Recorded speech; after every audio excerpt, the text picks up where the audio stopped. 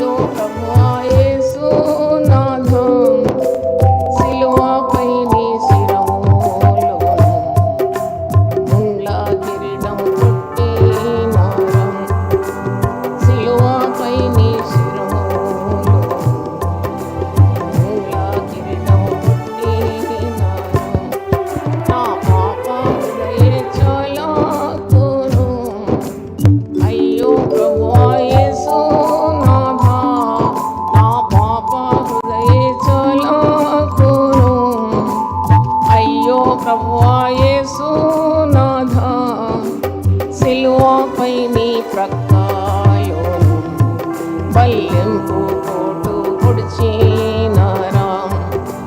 సిలువపై నీ ప్రక్కయోను బల్లెంపు పోటు పొడిచినారా. యేసురాజు నీదు మరణం సిలువపైన ఎంతో ఘోరం. యేసురాజు నీదు మరణం సిలువపైన ఎంతో ఘోరం. నన్ను రక్షింప నీదు ప్రేమ సిలువపైన చూపినావా. నన్ను రక్షింప నీదు ప్రేమ సిలువపైన చూపినావా. నేను చేసిన పాపములకు నీ దేహమంతయు నలిగిపోయి, నేను చేసిన పాపములకు నీ దేహమంతా నలిగిపోయి, నీవు పొందిన దెబ్బలచు నన్ను స్వస్థపరచినావా. నీవు పొందిన దెబ్బలచు నన్ను స్వస్థపరచినావా. ఈ ఘోర శ్రమలు నాకై పొంది ఇంత కరుణ నాపై చూపా. ఈ ఘోర శ్రమలు నాకై పొంది ఇంత కరుణ నాపై చూపా. మరలా పాపం చేసి నిన్ను దుఃఖపరచను యేసు రాజా. మరలా పాపం చేసి నిన్ను దుఃఖపరచను యేసు రాజా. యేసు రాజు నీదు మరణం సిలువపైన ఎంతో ఘోరం. యేసు రాజు నీ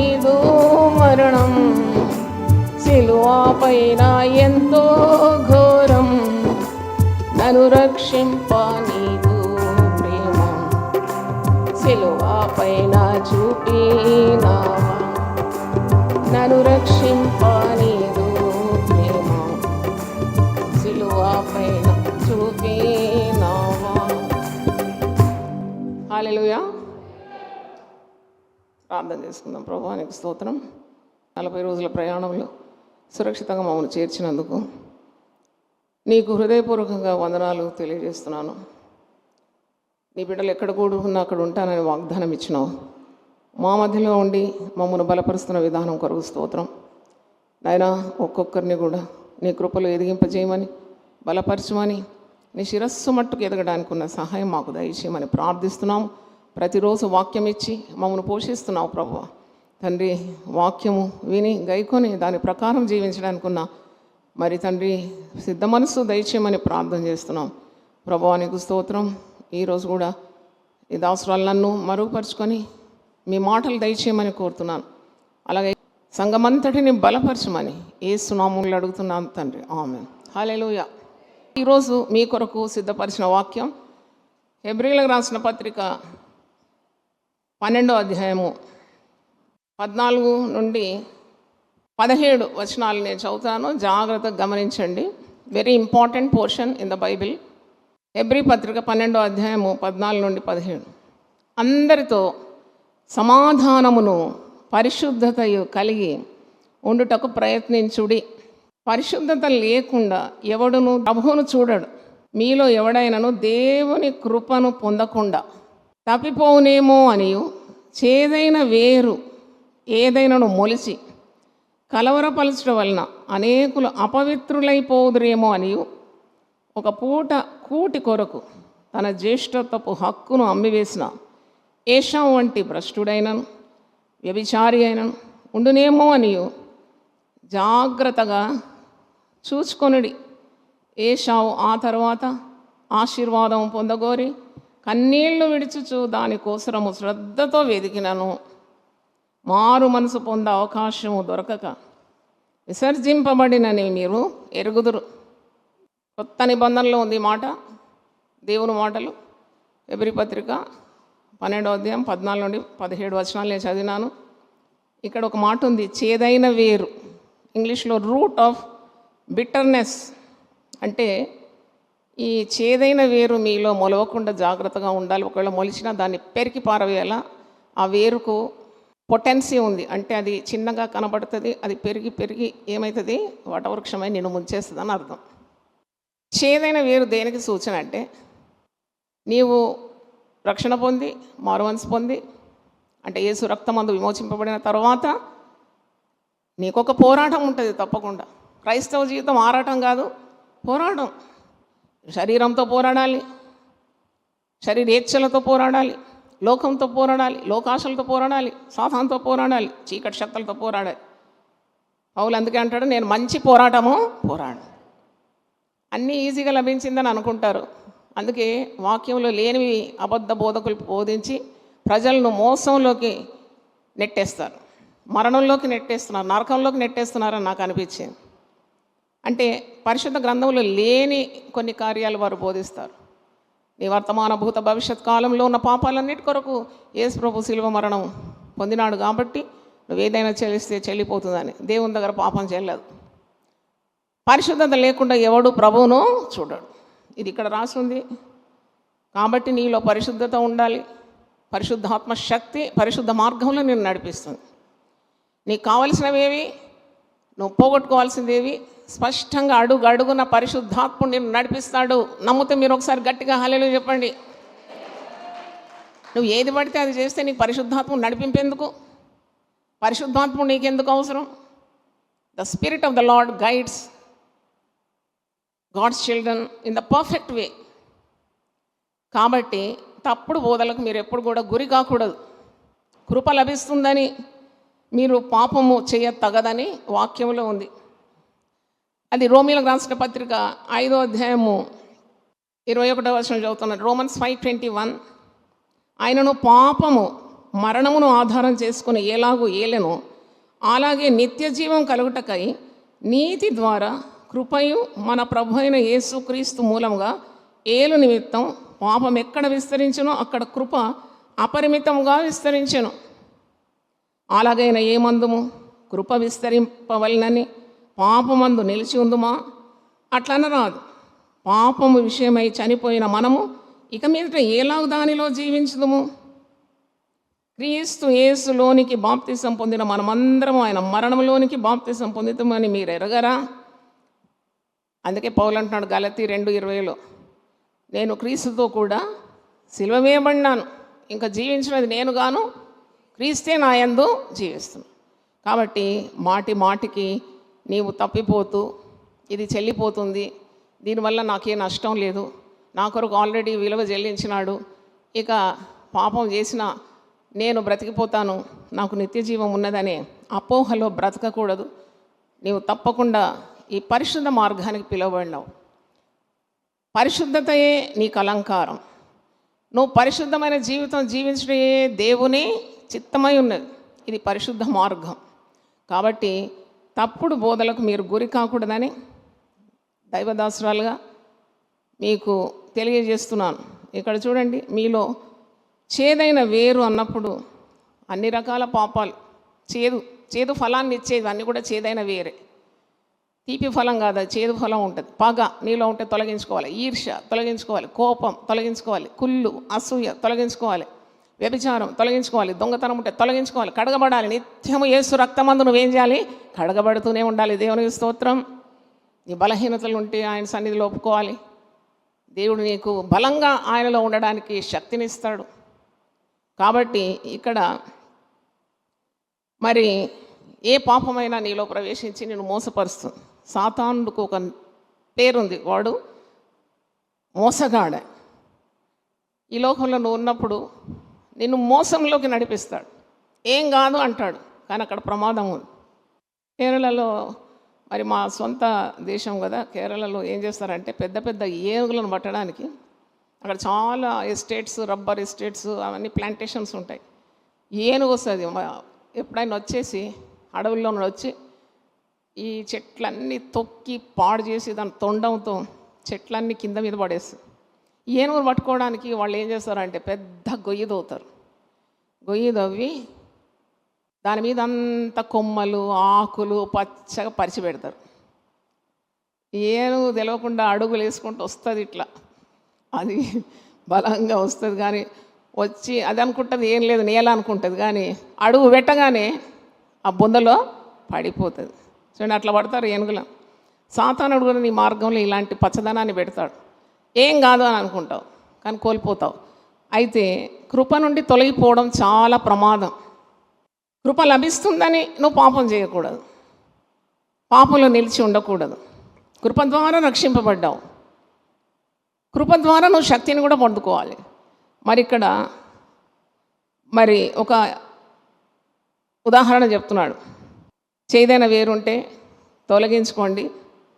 ఆ చేదైన వేరు మొలిచి మిమ్మను కలవరపరిచి మిమ్మల్ని దేవుని నుండి దూరం చేస్తుంది, మీరు అపవిత్రులైపోతారు, కృప నుండి తొలగిపోతారు అంటూ 16వ వచనంలో ఒక్క పూట కూటి కొరకు తన జ్యేష్ఠత్వపు హక్కును అమ్మివేసిన ఏశావు వంటి భ్రష్టుడైనను వ్యభిచారి అయినను ఉండునేమో అని జాగ్రత్తగా చూసుకొనడు. పరిశుద్ధ గ్రంథంలో మరి మీరు చూస్తే ఏశావును దేవుడు ద్వేషించినట్లు, యాకోబును దేవుడు ప్రేమించినట్లు వాక్యం ఉంది. God loved Jacob, hated Esau. నాకు ఇది చాలా కాలం ఆలోచించినాను.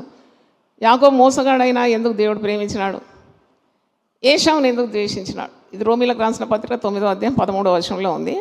అయితే ఎందుకు ఏశావును ద్వేషించినాడు?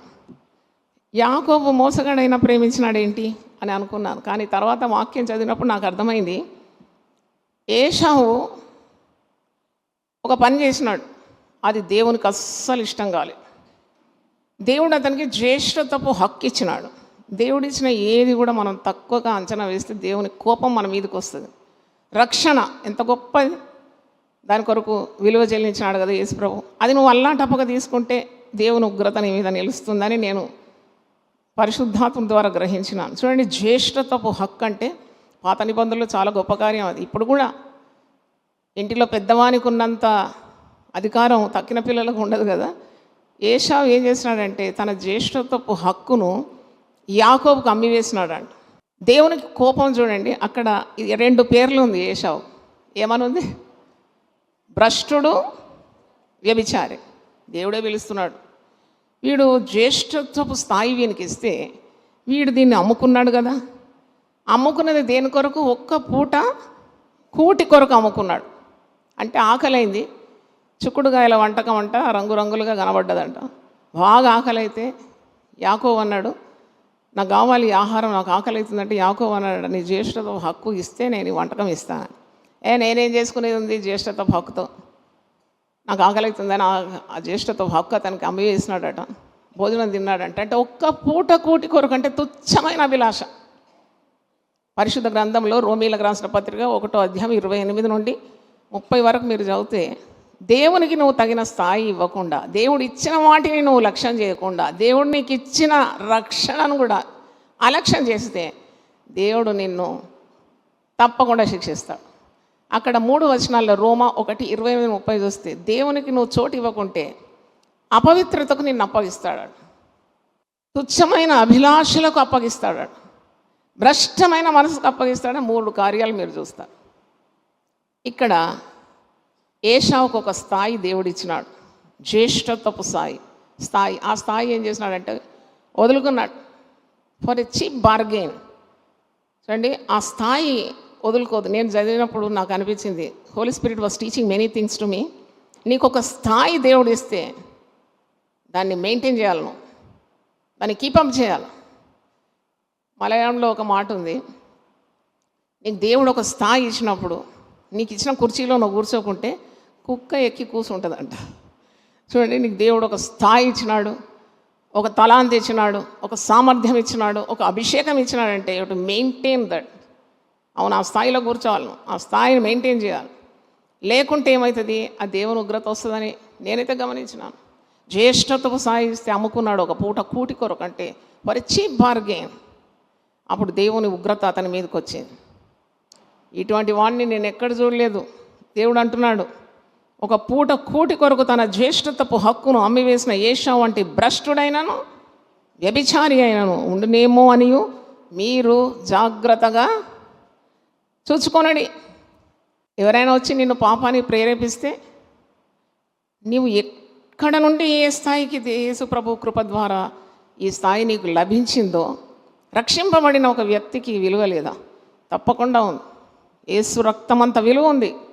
కానీ ఒక పాపం కొరకు, ఒక దొంగతనం కొరకు, ఒక వ్యభిచారం కొరకు, ఒక లోకాశ కొరకు నీ స్థాయిని నువ్వు వదులుకుంటే ఏశావు గతే పడుతుందని ఆత్మదేవుడు నాకు బయలుపరిచినాడు.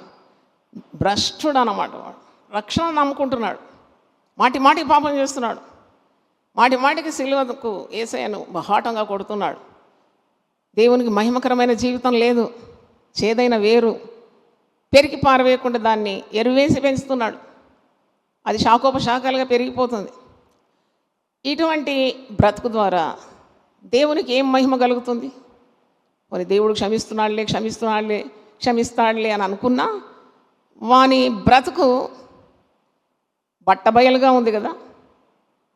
వాడు దేవుని వశంలో లేడని లోకానికి తెలియదా?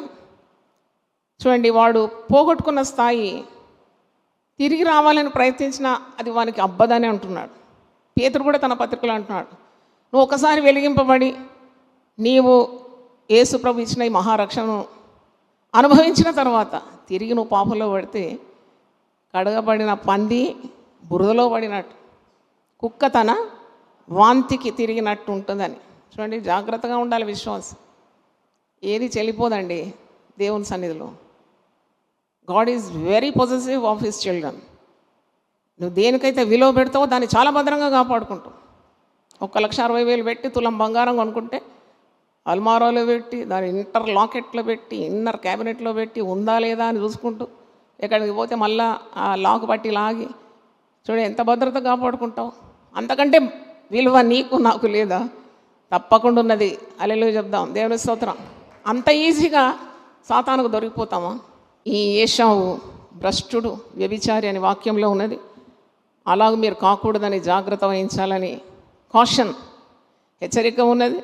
ఏశావు ఆ తర్వాత ఆశీర్వాదం పొందగోరి కన్నీళ్లు విడిచుచు దానికోసరము శ్రద్ధతో వెతికినాను.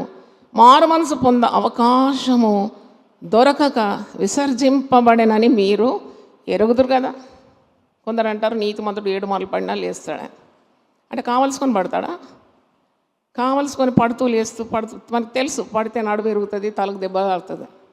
అయినా పడుతున్నాడంటే కొన్నిసార్లు కాలు జారింది, నువ్వు పడ్డావు. అయినా దేవుని కృప అపారమైనది. దేవుని బిడ్డల పట్ల విస్తారమైన నిరీక్షణ యేసులో ఉంది. నువ్వు జరిగిన తప్పు కొరకు క్షమాపణ పశ్చాత్తాపమైన హృదయంతో ప్రభు పాదాల దగ్గరకు వస్తున్నావు, ధైర్యంతో కృపాసనం మీద వచ్చి నేను ఇక మీద నా పాపం చేయను ప్రభు, నన్ను క్షమించు, నన్ను తిరిగి నీ రక్తంతో కడుగు పవిత్రపరచంటే మనకు ఆయన సన్నిధిలో కృప తప్పకుండా లభిస్తుంది.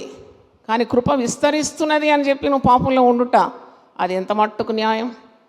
అంటే you are making God blind. దేవుని కన్నులు కప్పుతున్నావా? అది ఎన్నటికీ కాని పని అని మనము నేర్చుకోవాలి. అంటే నువ్వు మాటికి చేసిన తప్పే చేస్తున్నావంటే నీ జీవితం మీద నీకు మెలకువ లేదు అని అర్థం. నీ బ్రతుకు మీద నీకు శ్రద్ధ లేదని అర్థం. చేసిన పాపమే మళ్ళా చేస్తున్నావు, దేవుడు క్షమిస్తాడని, కృప లభిస్తుందని. అంటే you have taken God's grace for granted. నువ్వు దేవుని కృపను మరి దుర్వినియోగం చేస్తున్నావని అర్థం. అది నీకు మేలుకరము కాదు. నీవు ఇలాగ పాపం చేసి పాపంలో నిలిచి అన్నీ ఓకే, నేను రక్షింపబడ్డాను, రక్షింపబడి 30 సంవత్సరాలు అయింది, దేవుడు నన్ను విడిపడు ఎడబాయడు, దేవుని వాగ్దానాలు నావే పాపం అయితే నాలో ఉందంటే అది కాని పని. పరిశుద్ధత లేకుండా ఎవడు దేవుణ్ణి చూడలేడు. దేవుణ్ణి చూడడం అంటే దైవ కార్యాలు నీ జీవితంలో చూడడం. You feel the presence of God. నువ్వు పరిశుద్ధాత్మని మాటికి దుఃఖపరిస్తే పరిశుద్ధాత్ముడికి నీతో సహవాసం చేయలేడు. Great loss. చూడండి, అది చిన్న నష్టం కాదు, చాలా గొప్ప నష్టం. కనుక జీవితం మీద తప్పకుండా మెళుకోగలిగి ఉండాలి, జాగ్రత్త కలిగి ఉండాలి అని యేసు ప్రభు శరీరధారిగా ఉన్నప్పుడు చాలా మార్లు హెచ్చరించినాడు. అంటే గ్రేస్ లేక కృపను చౌకగా ఎప్పుడు విశ్వాసి తీసుకోకూడదని అర్థం. ఏ పాపమైనా నీకు అది చిన్నగా కనబడుతుంది, తర్వాత అది నిన్ను ముంచివేస్తుంది, నీ సాక్ష్యం పోతుంది. చూడండి, నువ్వు చనిపోయినా నీ సాక్ష్యానికి చావు ఉండదు. గొప్ప భక్తుల జీవితాలు చూస్తే వాళ్ళు ఎంత నిష్ఠగా బ్రతికినారు. అందుకే పెద్ద గొప్ప దైవజనులను మాదిరిగా తీసుకోవాలి. వాళ్ళకు రాలేదా శోధనలు? పాపం వాళ్ళని ప్రేరేపించలేదా? వాళ్ళకు శోధనలో పడడానికి ఎన్ని అవకాశాలు ఉన్నా వారు ప్రార్థనా జీవితం పటిష్ఠితంగా ఉండింది. వారు దేవునితో నడిచినారు, వాక్యాన్ని చదివినారు, పాపానికి దూరంగా ఉండి దేవునికి దగ్గరగా ఉండినారు, ఆజ్ఞలను మీరకుండా తమ జీవితాల్లో మచ్చ ముడత డాగు కళంకం రాకుండా అనునిత్యము దేవునిపై ఆధారపడినారు. దేవునికి స్తోత్రం, hallelujah. They dependent on God. నీ శక్తి, నీ బలం, నీ పవిత్రత, నీ పరిశుద్ధత గురించి నేను మాట్లాడడం లేదు. మన నీతి, మన పరిశుద్ధత దేవుని ఎదుట అది మురికి గుడ్డల్లాగా ఉందంట. రక్షణ పొందిన తర్వాత క్రీస్తు నీతిని నువ్వు ధరించినావు, క్రీస్తు శక్తిని పొందుకున్నావు. ఎఫెసీ పత్రిక 6:10 తుదకు ప్రభు యొక్క మహాశక్తిని బట్టి మీరు క్రీస్తులో ఎలా ఉండాలి? బలవంతులుగా ఉండాలి. అప్పుడు దేవుని నామానికి ఘనత, మహిమ, నీ చేసే పనులన్నిటికీ నీకు చక్కని మరి రివార్డ్ అంటే ప్రతిఫలము కూడా లభిస్తుంది. ఇప్పుడు ఈ దినాల్లో చూసినప్పుడు ఈ తప్పుడు బోధలు చాలా వ్యాపించిపోయింది. ఏదైనా మరి పాపం లేక అతిక్రమం చాలా వడిగా వ్యాపిస్తుంది. మంచి అంత తొందరగా వ్యాపించదు. చెడు, పడగొట్టే విధానాలు ఇవి తొందరగా ప్రజల్లో వ్యాపించిపోతుంది. అత్యధికమైన దేవుని కృప అని నేను మాట్లాడినాను ఇంతకుముందు కూడా. మరి హైపర్ గ్రేస్, సూపర్ గ్రేస్ వెతికితే నాకు ఎక్కడ దొరకలేదండి. దేవుడు నాకు ఇచ్చిన ఆత్మీయ అనుభవంతో నేను చాలా వెతికినాను. ఈ హైపర్ గ్రేస్ అనేది వాక్యంలో ఉందా? Is it biblical? Super grace ఎక్కడ దొరుకుతుందంటే నాకు ఎక్కడ కనబడలేదు. పాపం వల్ల వచ్చు జీతం మరణం అనే చూసినాను. నీవు క్రీస్తు అనుగ్రహించే కృపను దుర్వినియోగం చేయకూడదని, బుద్ధిపూర్వకంగా పాపం చేయకూడదని, వీళ్ళు అలా చేస్తే నీకు శిక్ష తప్పదని, మాటి మాటికి పాపం చేసి యేసు గాయాలను రెచ్చగొట్టొద్దని, ఇవే నాకు కనబడేది. మరి ఎక్కడి నుండి వచ్చినాయో ఈ కొత్త బోధలు నాకు అర్థం కాదు. యవనస్తులు పాడవుతున్నారు, మధ్య వయస్కులు పాడవుతున్నారు, వృద్ధులకు కూడా ధైర్యం ఎక్కువైపోయింది పాపం చేయడానికి. అందుకే మోసపోకుడి, దేవుడు వెక్కిరింపబడడు, మనుషుడు ఏది విత్తునో ఆ పంట కొస్తాడు. చూడండి, నేను మరలా వెళ్తానులే కృపాసనం దగ్గర ధైర్యంగా వెళ్ళి నేను అన్నీ ఒప్పుకుంటే దేవుడు నాకు క్షమాపణ ఇస్తాడని, అలా మోసపోవద్దని ఉందన్నమాట. అందుకే మోసపోకుడి అని ఉన్నది. Be not deceived. నీవు బుద్ధిపూర్వకంగా చేసి నీకు సన్మార్గము ప్రభు బయలుపరిచినాక, పరిశుద్ధ మార్గాన్ని నీకు బయలుపరిచి, ఈ 40 రోజుల ప్రయాసం ఎందుకు మరి? నీతి మార్గంలో నడిపించడానికే కదా. నీకు ఎంత వాక్యం వింటావో అంత తీర్పు కూడా ఉన్నది. ఎందుకంటే ఇంత వాక్యం లేక ఒక్కసారి కూడా సువార్త వినని వారు కోకొల్లలుగా ఉన్నారు.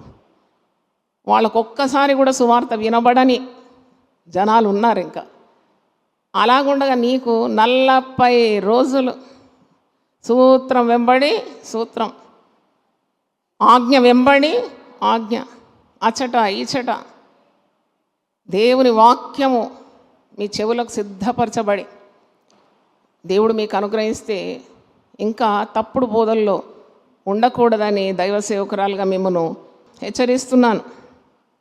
అంటే లేకుంటే ఏశావుకు పట్టిన గతి విశ్వాసికి తప్పకుండా పడుతుంది.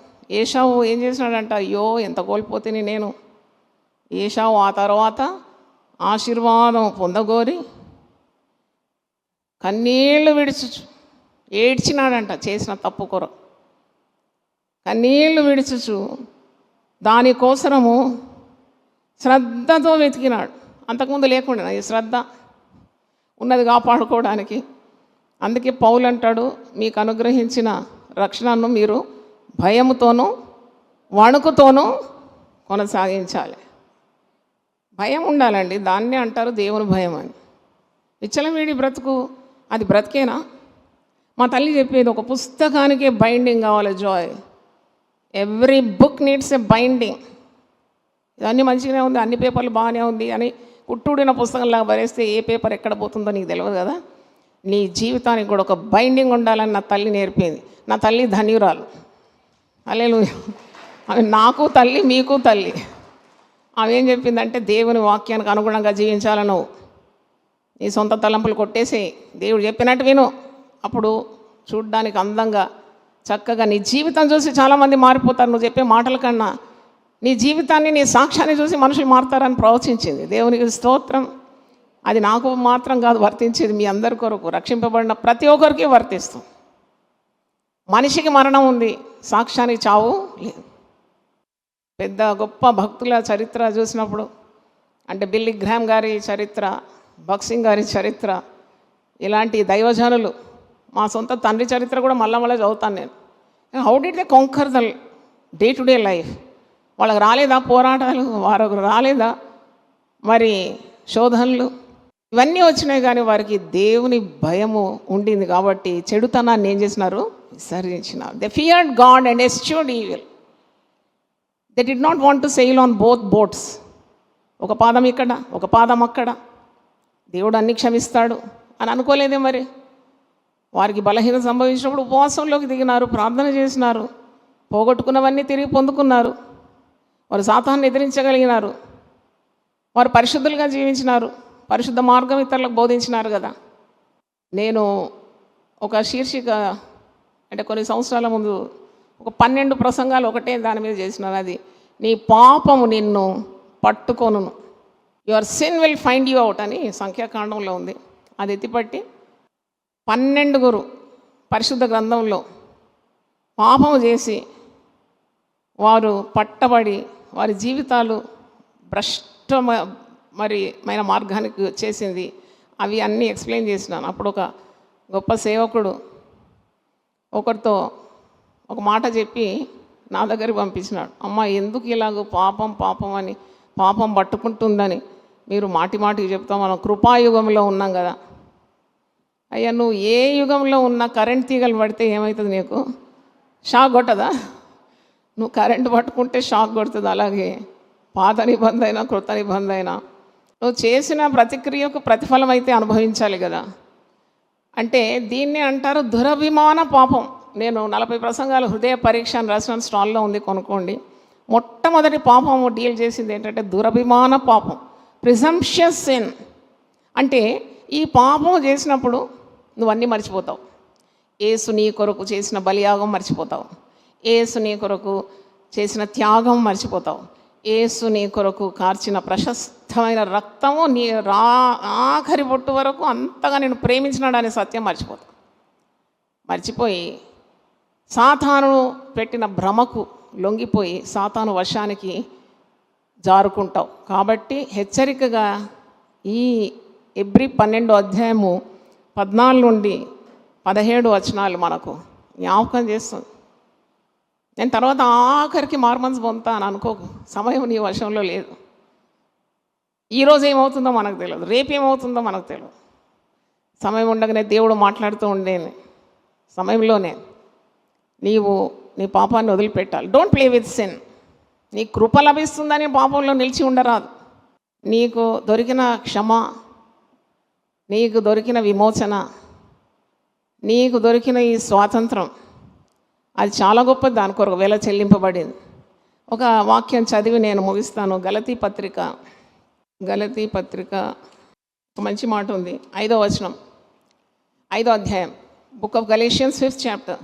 ఈ స్వాతంత్రం అనుగ్రహించి క్రీస్తు మనల్ని స్వతంత్రులుగా చేసి ఉన్నాడు. పాపపు బంధకాల నుండి మనల్ని విడిపించినాడు. ఇక మన మీద ఏ కట్టు లేదు. సాతానుకి ఎట్టి అధికారం మన మీద లేదు. సాతానుకు మనం తిరిగి బానిసలంగా కాకూడదు. ఈ స్వాతంత్రము మీకు అనుగ్రహించి క్రీస్తు మనల్ని స్వతంత్రులుగా చేసి ఉన్నాడు. కాబట్టి మీరు స్థిరంగా నిలిచి మరల దాస్యమను కాడి క్రింద చిక్కుకొనకూడి. Every sin is a bondage అండి. Every sin is a bondage. ప్రతి పాపం ఒక కట్ట అన్నమాట, నేను కట్టి పడేస్తుంది అన్నమాట. నువ్వు యేసులో నీకు ఇంత స్వాతంత్రం ఇచ్చినాడు కదా. వాక్యంలో ప్రభు అంటాడు, మీరు సత్యం తెలుసుకుంటారు, ఈ సత్యం మిమ్మల్ని ఏం చేస్తుంది? స్వతంత్రులుగా చేస్తుంది. హల్లెలూయా, గట్టి కొడదాం మా దేవుని స్తోత్రం. పాపం చేసేవారికి ఎప్పుడు భయం ఉంటుందండి. The worst punishment for those who sin is fear. Fear is your greatest enemy.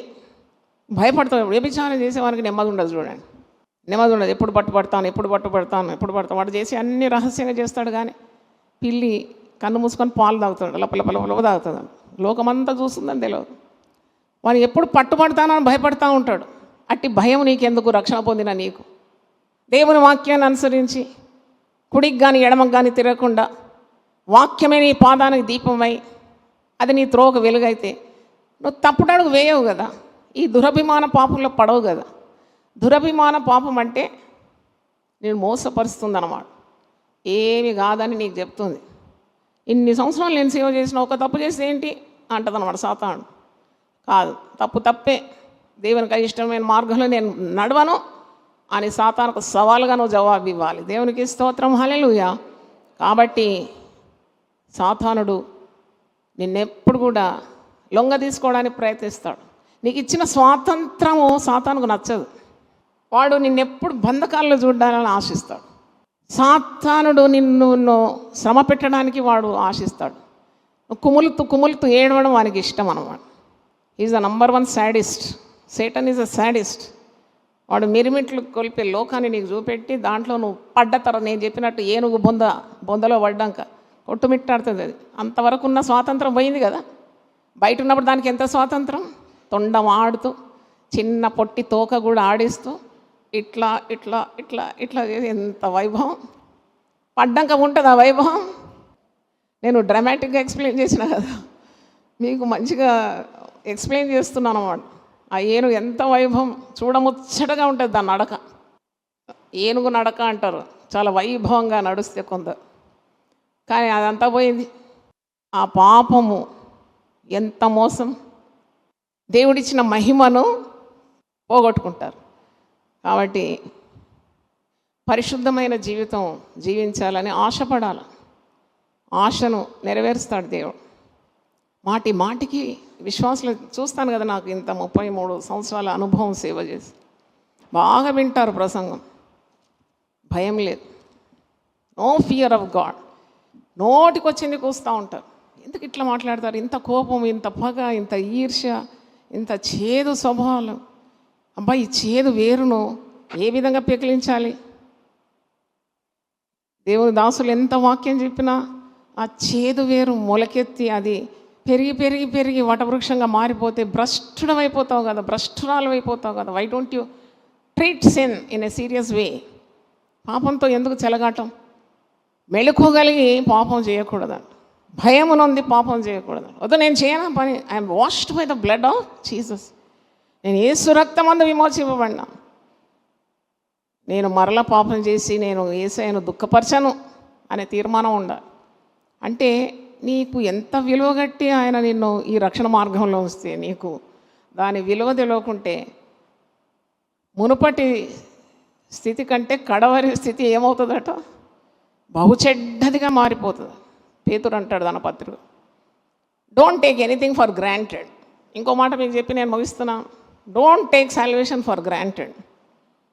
లేదు లేదు, ఏం కాదు, నేను యేసుప్రభు నన్ను కొనుక్కున్నాడు, వర్తమాన భూత భవిష్యత్ కాలంలో నాకు రక్షణ ప్రసాదించినాడు, నీకు ఏం చేసినా చెల్లిపోతే మరి ఎందుకండి దేవుడు?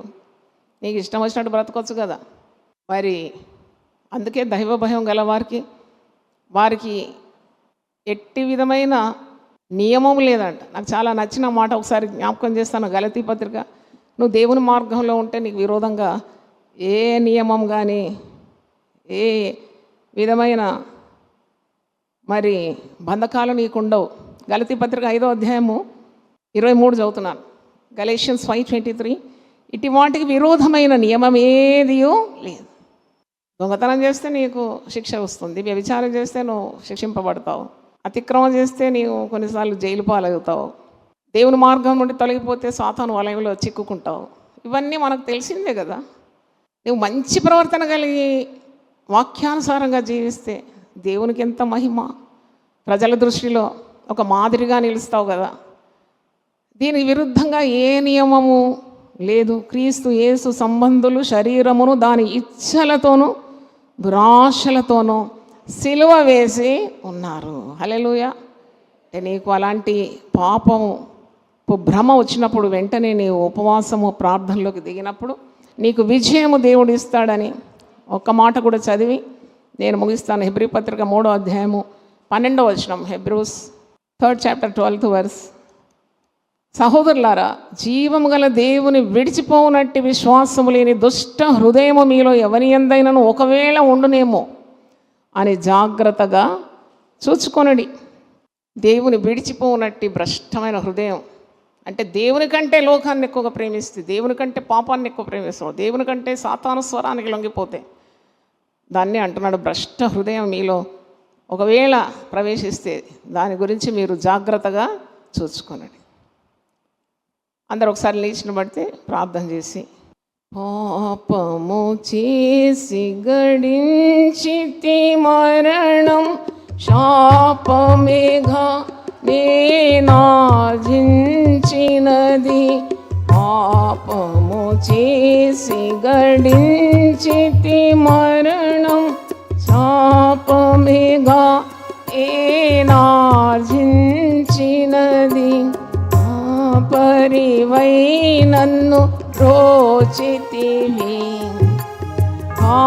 పరివై నన్ను రోచితివి, వాసిల్లేను సిలువలో పాపక్షమా, యేసు ప్రభుని దివ్య క్షమా, వాసిల్లేను సిలువలో పాపక్షమా, నీ మరణపు వేదన వృధా కాదు, నామదిని వేదనలో మునిగి, నీ మరణపు వేదన వృధా కాదు, నా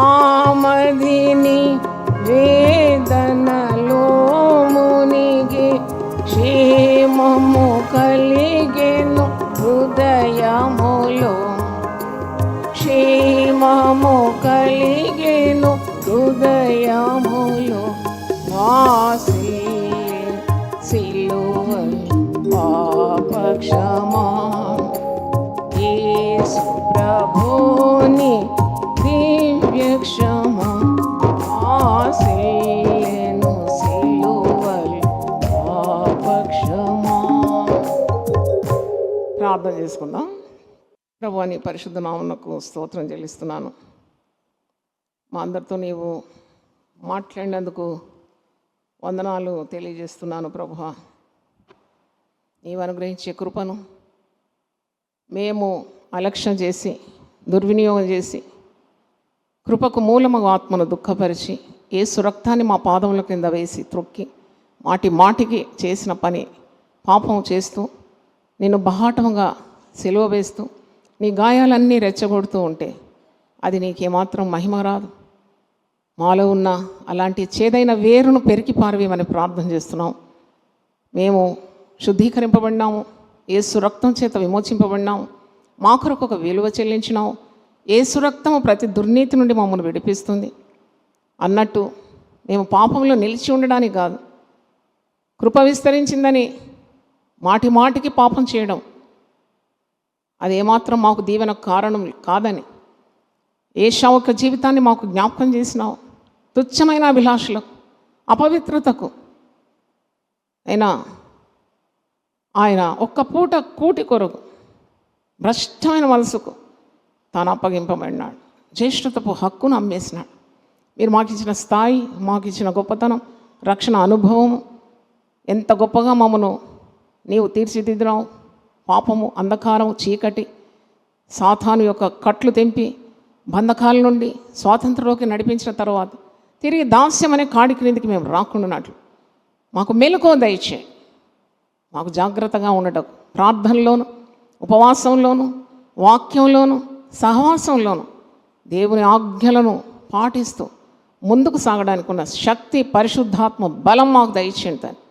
మేము వేడుకుంటే పరిశుద్ధాత్మ శక్తిని ఇస్తానన్నావు. పాపం మీద ప్రభుత్వం మాకు ఇస్తానన్నావు. ఏ పాపం మీద మీకు ప్రభుత్వం చేయదని సెలవిచ్చినావు. సాతాను మా కాళ్ళ క్రింద నీవు శీఘ్రంగా చితకదొక్కిస్తానన్నావు. మోసగాడు, దొంగ, హత్యాకారుడు, నశింపజేసే సాతాను జోలికి మేము పోకుండా ఈకలో మాలిన్యం అంటకుండా మమ్మల్ని మేము వాక్యం చేత, పరిశుద్ధాత్మ శక్తి చేత నిత్యం భద్రపరచడం మాకు అన్ని విధాల ఏర్పాటును పరిశుద్ధ గ్రంథంలో ఏర్పాటు చేసినావు. నీ సన్నిధి మాకు ఇచ్చినావు తండ్రి. మమ్మల్ని ఎన్నడూ విడవబోయావు. నీ రక్తంతో మమ్మల్ని కప్పి భద్రంగా ఉంచమని, ఈ లోక మాలిన్యం అంటకుండా పరిశుద్ధులుగా మమ్మల్ని పిలుచుకున్నావు. పరిశుద్ధత ఏమో మాకు అలంకారం, పరిశుద్ధత లేకుండా మిమ్మల్ని చూడలేం. కాబట్టి మేము జాగ్రత్త వహించి మా జీవితాలు, మా శరీరం, మా మనస్సు, మా ప్రాణం, ఆత్మను కల్మషం లేకుండా ప్రోక్షింపబడిన హృదయం గలవారై నీతో నిత్యము సాంగత్యం చేయడానికి, తిరిగి మా కొరకు సిద్ధపరిచిన నిత్య నివాసంలోకి మేము ప్రవేశించడానికి మాకు సహాయం దయచేయమని యేసు పరిశుద్ధ నామములో అడిగి వేడుకుంటున్నాను తండ్రి. ఆమేన్. హల్లెలూయా. ప్రతిదినం దేవునితో నేను.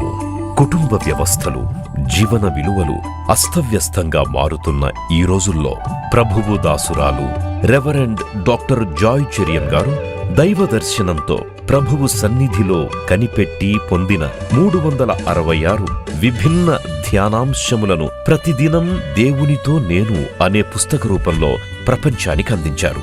ఇది అనేకుల జీవితాలను ప్రభావితం చేసే ఒక విలక్షణమైన గ్రంథము. పరిశుద్ధాత్మ దేవుడు ఈ పుస్తకమును పఠించే ప్రతి ఒక్కరిని స్పృశించి శక్తితో నింపునుగాక. ఈ పుస్తకాలిప్పుడు అందరికీ అందుబాటులో ఉన్నాయి. ఈ నూతన సంవత్సరంలో దీనిని మీరు ధ్యానించండి, మీ బంధుమిత్రులకు ఆత్మీయ బహుమతిగా అందించండి. పుస్తక ప్రతుల కొరకు సంప్రదించవలసిన ఫోన్ నంబర్లు 9505047718, 9030757571. సిలువను గూర్చిన వార్త నశించుచున్న వారికి వెర్రితనముగాని, రక్షింపబడుచున్న మనకు దేవుని శక్తి. 1 కొరింథీ 1:18. యునైటెడ్ పీపుల్స్ ఫెలోషిప్ UPF నిర్వహించు సిలువ ధ్యానములు. 40 రోజులు ఉపవాస ప్రార్థనలు. 2026 ఫిబ్రవరి 23వ తారీఖు నుండి ఏప్రిల్ 3వ తారీఖు వరకు ఉదయం 4 గంటల నుండి ఉదయం 7 గంటల వరకు Mennonite brother and Bethel Church, mission compound, Golconda cross roads, Musheerabad, Hyderabad. ఆహ్వానించువారు ప్రభువు దాసురాలు Joy Cherian garu, senior pastor, UPF, Hyderabad. YouTube, Instagram, Facebook మరియు జూమ్ ద్వారా ప్రత్యక్ష ప్రసారం. Zoom meeting ID 9550504718, passcode 7777. వివరములకు 9550504718, 9030757571. అందరికీ ఆహ్వానము.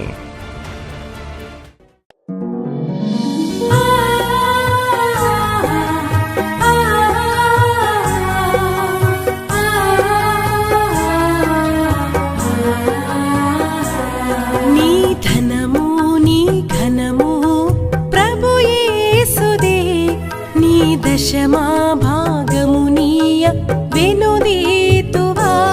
నీ ధనము నీ ఘనము ప్రభు యేసుదే, నీ దశమా భాగమునీయ వెనుదీతువా. ధరలోన ధనధాన్యములనీయగా కరుణించి కాపాడి రక్షింపగా. ధరలోన ధనధాన్యములనీయగా కరుణించి కాపాడి రక్షింపగా. పరలోకనాదుండు నీకీయగా మరి యేసు కొరకీయ వెనుదీతువా. పరలోకనాథుండు నీకీయగా మరి యేసు కొరకీయ వెనుదీతువా.